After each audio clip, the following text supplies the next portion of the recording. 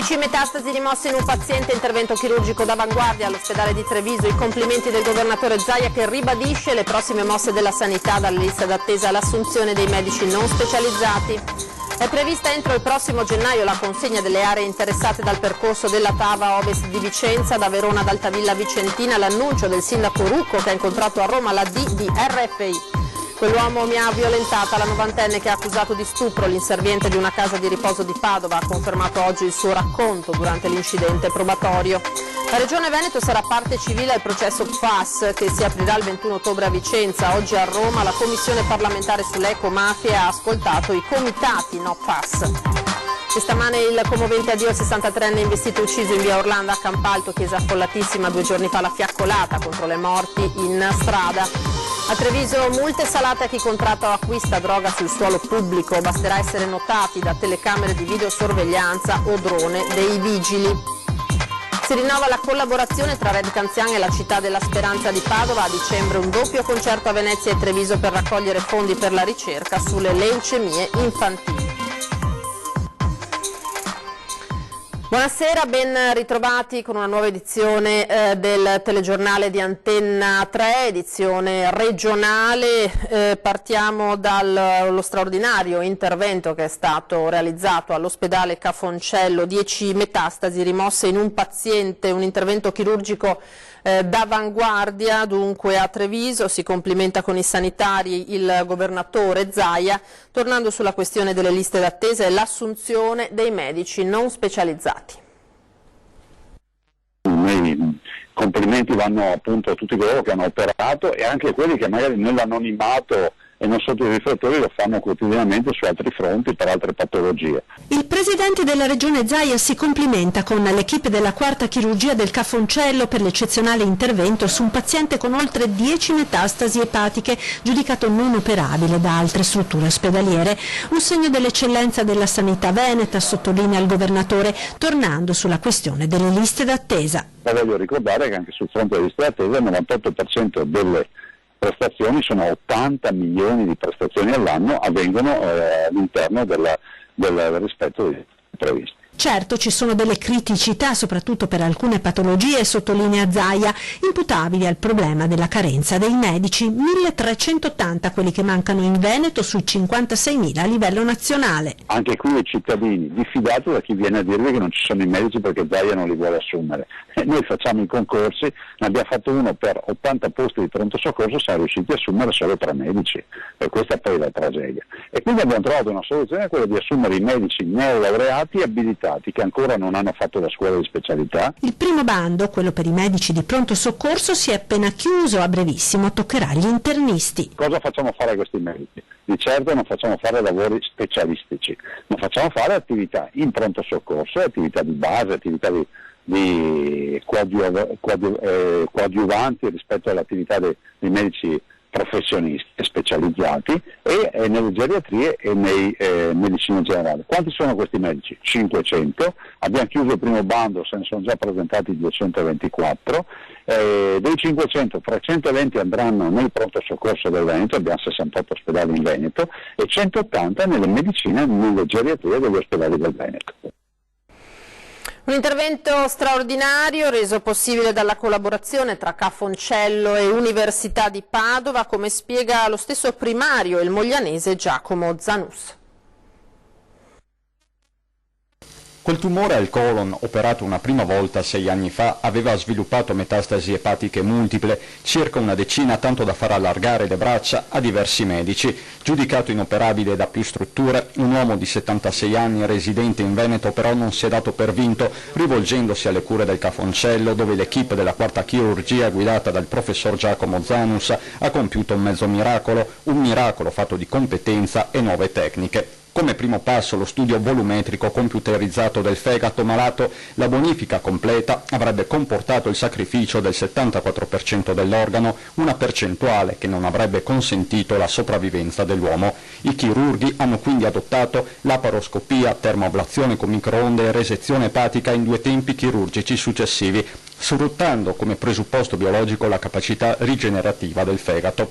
Ad aiutare anche una tecnologia all'avanguardia di settori ad ultrasuoni, pinza bipolare, tutti strumenti acquistati recentemente dalla stessa US 2 marca trevigiana. Indubbiamente tutto questa tipologia di interventi può essere condotta a termine solo quando si hanno a disposizione tecnologie di altissimo livello, e in questo senso devo ringraziare la nostra amministrazione, la nostra direzione, che mi ha messo a disposizione la stessa tecnologia che utilizzavo e che utilizzavamo nell'ambito della chirurgia epatobiliare dell'Università di Padova. Università di Padova, con cui il Cafoncello ha rafforzato la propria sinergia in nome della ricerca e delle migliori pratiche. Lo stesso Zanus, classe 1964 di Mogliano, è docente dell'Ateneo. C'è una collaborazione strettissima, io sono stato per anni aiuto braccio destro del mio carissimo amico e maestro, che è il professor Umberto Cinno, al quale si deve l'introduzione di questa tipologia, di questa tecnica chirurgica di transizione parenchimale in 2 tempi nel nostro ambito, nell'ambito nazionale. Il paziente in questi giorni è ritornato a casa e sarà sottoposto a un trattamento chemioterapico cosiddetto adiuvante a scopo precauzionale.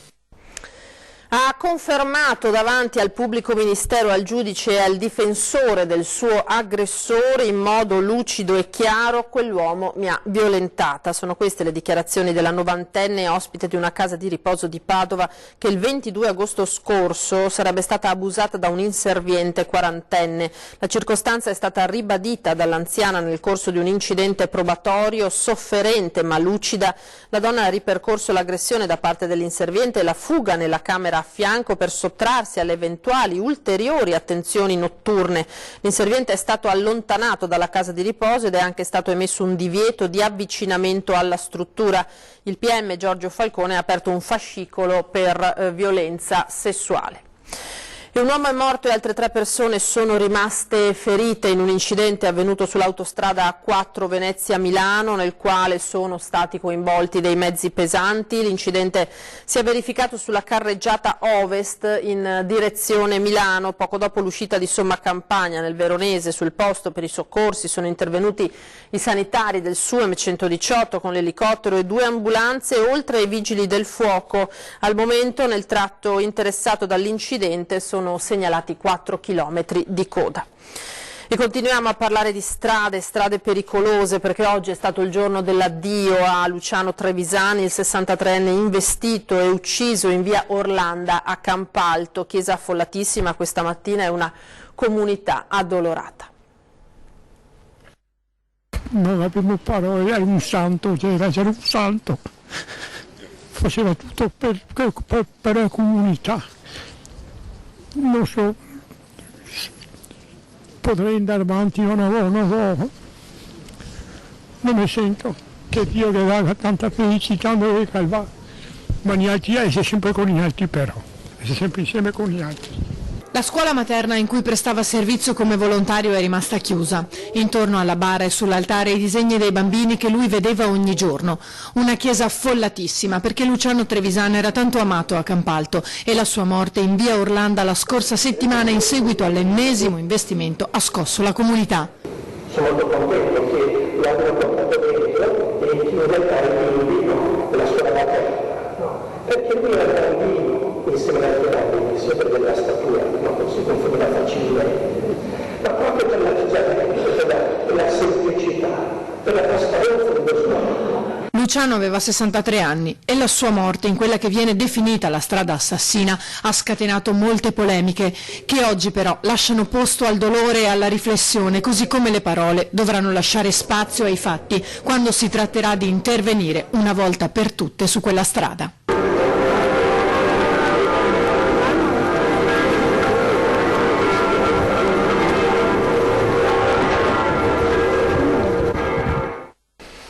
Queste dunque le immagini. Una notizia da poco battuta dalle agenzie: una maxi condanna ad Ancona per 3 persone di origine rom residenti in Lazio, dedite ai furti che avrebbero compiuti in casa di anziani in addirittura 7 regioni italiane, tra cui anche il Veneto.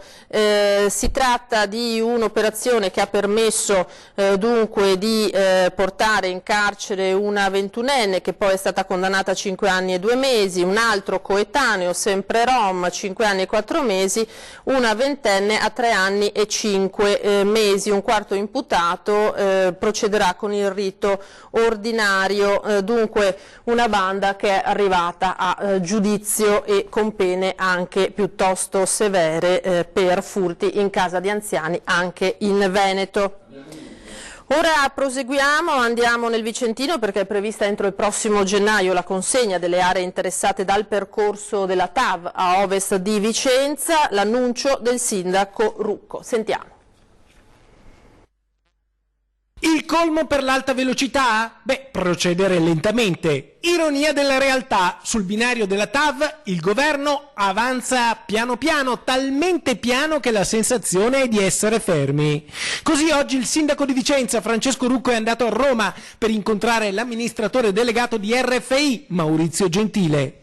Per capire come intende muoversi nei prossimi mesi, alla luce di sue recenti dichiarazioni che la TAV procede, quindi vorremmo capire la prosecuzione anche per la parte est, non solo per la parte ovest della città, che è la parte progettuale mancante, perché abbiamo solo una linea tirata, diciamo, su una mappa che è rimasta indietro rispetto alla progettazione dell'amministrazione Variati, che va affrontata per affrontare il tema TAV nella sua integralità.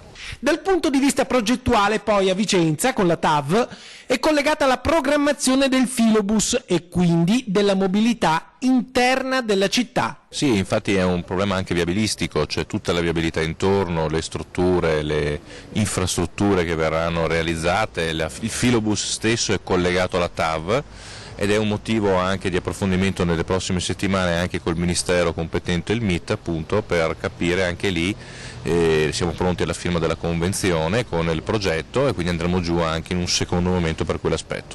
L'alta velocità è uno dei presupposti per ridare linfa all'economia del nord-est, competitività alle aziende venete.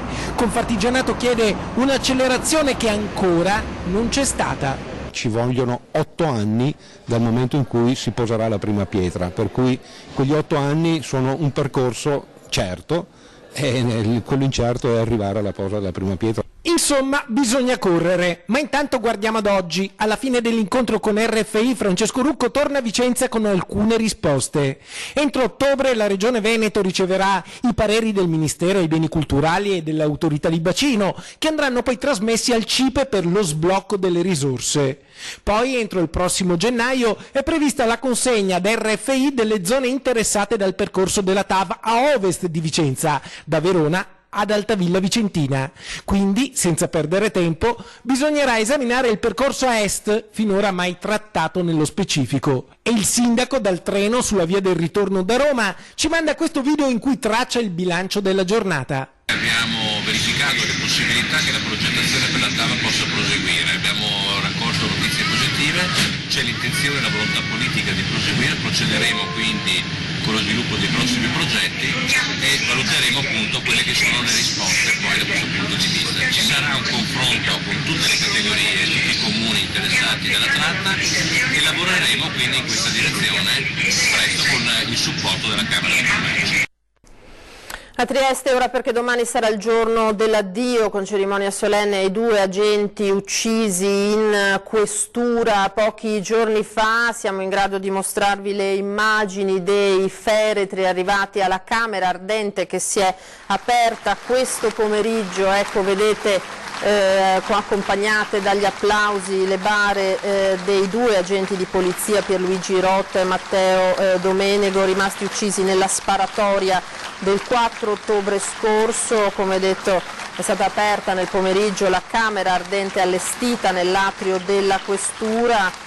Tutto attorno all'edificio l'area è stata delimitata, sono stati apposti divieti di sosta nelle vie laterali perché appunto il maggior numero di persone possibili potesse accedere alla Camera Ardente. Ecco il silenzio in onore dei 2 morti della Polizia di Stato che domani verranno salutati solennemente, il loro cappello, i rintocchi della campana. Ecco, l'avete sentito, questo dunque l'ingresso.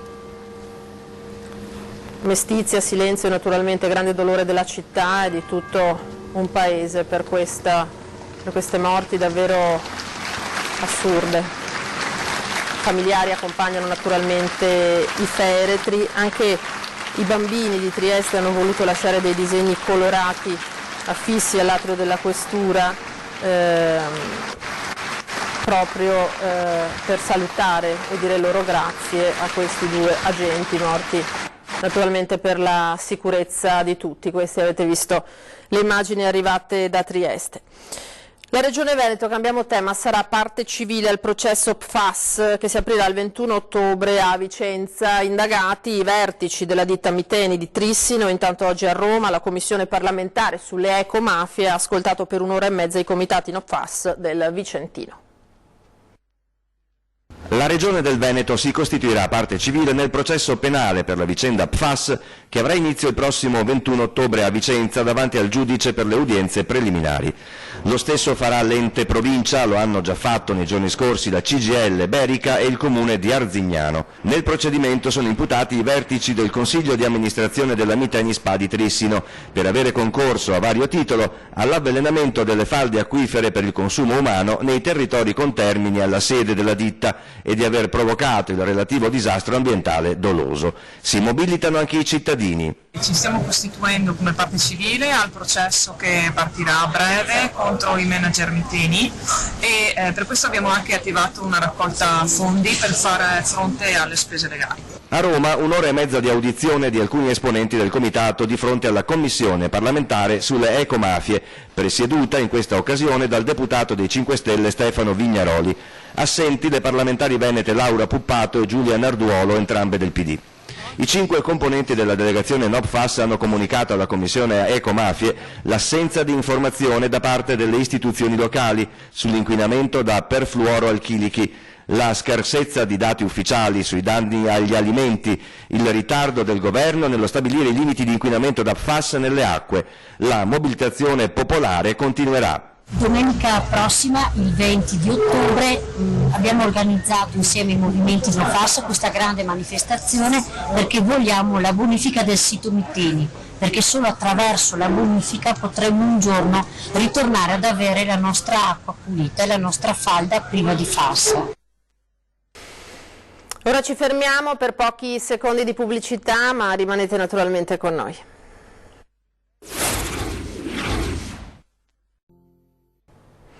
Di nuovo in diretta, edizione regionale dei telegiornali di Antenna 3 a Treviso, ora per le multe salate previste per chi contratta o acquista droga sul suolo pubblico.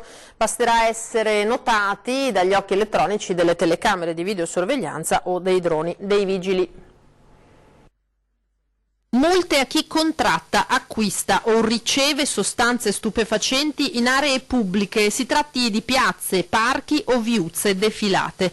La proposta di modifica al regolamento di polizia urbana, che sarà sottoposta al Consiglio Comunale, è stata approvata in queste ore dalla Giunta di Cassugana e punta ad aggiungere un nuovo strumento per contrastare il dilagante consumo di droga tra giovani e giovanissimi. Sarà sufficiente inquadrarli con le videocamere di sorveglianza, quindi uno strumento per alzare notevolmente il livello di prevenzione in città, quindi credo che sia un'ottima iniziativa per arginare questo fenomeno dello spaccio e dell'utilizzo di sostanze stupefacenti, soprattutto nella fascia dei giovani. Commentando il dato, pur rassicurante, relativo alla criminalità in provincia emerso dalla classifica stilata dal Sole 24 Ore, il prefetto Maria Rosaria Laganà aveva posto l'accento proprio sullo spaccio di droga come fronte su cui non si può comunque abbassare la guardia. Treviso isola felice, ma non in tema di stupefacenti. È un mondo questo dell'uso di sostanze che sia perché riguarda fasce molto giovani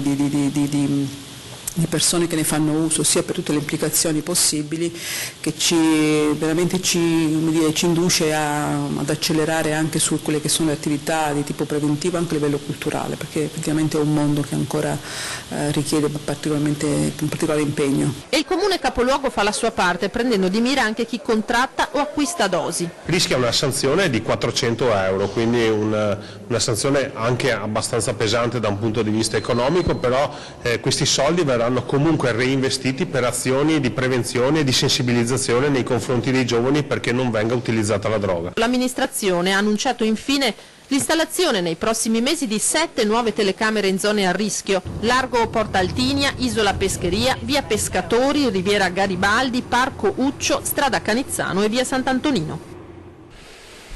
Sul Veneto parliamo ora del tempo. Sono in arrivo piogge anche consistenti che interesseranno in serata nelle ore notturne, in particolare le aree montane e pedemontane della regione, dove saranno possibili locali fenomeni intensi con forti rovesci e quantitativi di pioggia anche consistenti. Il centro funzionale della Protezione Civile del Veneto ha emesso un avviso di allerta gialla per rischio idrogeologico nei bacini idrografici dell'Alto Piave, del Piave Pedemontano, dell'Alto Brenta Bacchiglione Alpone e dell'Adige Garda e Monti Lessini, valido fino alle ore 8 di domani mattina. Si rinnova la collaborazione tra Red Canzian e la Città della Speranza di Padova. A dicembre un doppio concerto a Venezia e Treviso del bassista e cantante dei Pooh per raccogliere fondi per la ricerca sulle leucemie infantili. A Belluno un polo di eccellenza in un territorio fondamentale per l'imprenditoria e l'industria che necessita di nuovi stimoli. Luis Business School accelera sullo sviluppo della propria presenza sul territorio nazionale e dà il via libera all'apertura dell'hub Veneto delle Dolomiti per l'alta formazione, la consulenza e la ricerca applicata nell'area del business e management rivolto alle imprese presenti su un territorio storicamente ricco di eccellenze imprenditoriali e industriali. Qualcuno ci ha chiesto perché Belluno e noi diciamo perché no Belluno, e questa è la risposta più giusta, perché questo è un territorio che ha moltissimo da offrire e soprattutto moltissimo da dare ancora, oltre a eccezionali posti di lavoro. Le aziende hanno bisogno di giovani formati e noi vogliamo esserci. Costituito da Luis Business School in collaborazione con Confindustria Belluno Dolomiti, Provincia di Belluno, Comuni di Belluno e Feltre, Consorzio Bimpiave di Belluno, il nuovo hub colma uno storico vuoto formativo in una provincia che pure ha visto la nascita e la crescita di distretti industriali e di rilevanti industrie nazionali e internazionali. Sede dei corsi Palazzo Bembo a Belluno. Questa per noi è una grande opportunità perché significa cercare di frenare lo spopolamento, significa incrementare le nostre competenze personali, ma significa quindi anche incrementare le competenze e le capacità delle nostre aziende. Le prime attività dell'hub partiranno nel 2020 con l'avvio dei primi corsi executive rivolti alle imprese del territorio. Saranno sviluppate iniziative di formazione, consulenza e ricerca in base alle specifiche esigenze di una provincia che nel campo del manifatturiero è nella top 15 e che ha straordinarie potenzialità. Questo è, penso, il risultato di un grosso lavoro di squadra, mondo pubblico e mondo privato che si uniscono insieme. Io penso che quando si riesce a fare squadra, e questa è veramente la dimostrazione di tutto questo, si riescono a portare a casa risultati importanti. Questo naturalmente era il servizio relativo all'apertura nel capoluogo della sede staccata della prestigiosa Luis, lo avete sentito. Ora allora siamo in grado di darvi il servizio sui nuovi appuntamenti che Red Canzian, che vedranno come protagonista Red Canzian a favore della Città della Speranza. Red Canzian conferma il sostegno alla Città della Speranza di Padova. Il ricavato dei concerti che lo storico cantante e bassista dei Pooh terrà al Teatro Goldoni di Venezia il 18 dicembre e al Del Monaco di Treviso il 21 sarà devoluto alla Fondazione Città della Speranza per la ricerca sulle leucemie infantili. Per noi è stata già un'emozione quando l'anno scorso Red ci ha contattati appunto per questo concerto. Già per il passato ha fatto delle cose, ma centrare la serata proprio per Città della Speranza è stata una grande emozione, ma direi anche un grande successo. Protagonista di un'intensa carriera di successo, Red Canzian è oggi uno di quei musicisti con una storia personale che lo pone in quel novero di autori ed interpreti al di sopra della mischia. Testimone del tempo, è un concerto evento che ripercorre la storia della musica dagli anni 50 ad oggi. È un viaggio attraverso la musica che mi ha fatto arrivare fin qui, ma è anche la musica che ha fatto da colonna sonora a tantissime persone che hanno la mia età o anche un po' meno. Sono quelle canzoni che qualcuno chiama immortali, qualcuno sempreverdi, comunque sono le canzoni che hanno tracciato un percorso e hanno accompagnato i cambiamenti anche di moda e di mode. Un viaggio fantastico dal rock and roll di Little Richard alla psichedelia dei Pink Floyd, dai grandi successi dei Pooh o di Lucio Battisti alle poesie di Luigi Tenco e Gino Paoli, oppure ancora i Beatles, Bob Dylan, Elton John. È un mondo di canzoni nel quale Red Canzian si sente a suo agio, forte di una maturità artistica che gli permette di disegnare un quadro omogeneo da un'epopea che per definizione è un'esplosione di stili. C'è qualcosa di diverso in un concerto di beneficenza, anche nello spirito in cui l'artista interpreta i brani rispetto agli altri concerti? Assolutamente sì. Tu fino a un attimo prima di salire in palco pensi che bello, sì, ma quando cominci a cantare hai un brivido, guarda, io te lo sto dicendo adesso, ho avuto lo stesso, hai un brivido che rende tutto più bello. Legge speciale per Venezia e Chioggia e salvaguardia di Venezia e della sua laguna sono il tema della puntata di 20 e 10 questa sera su Antenna 3, subito dopo i nostri telegiornali. Ospiti in studio Alessandro Ferro, sindaco di Chioggia, e Gianangelo Bellati, presidente del Movimento Venezia Autonoma. È tutto, grazie per averci seguito e vi lascio alle previsioni del tempo per domani. Arrivederci.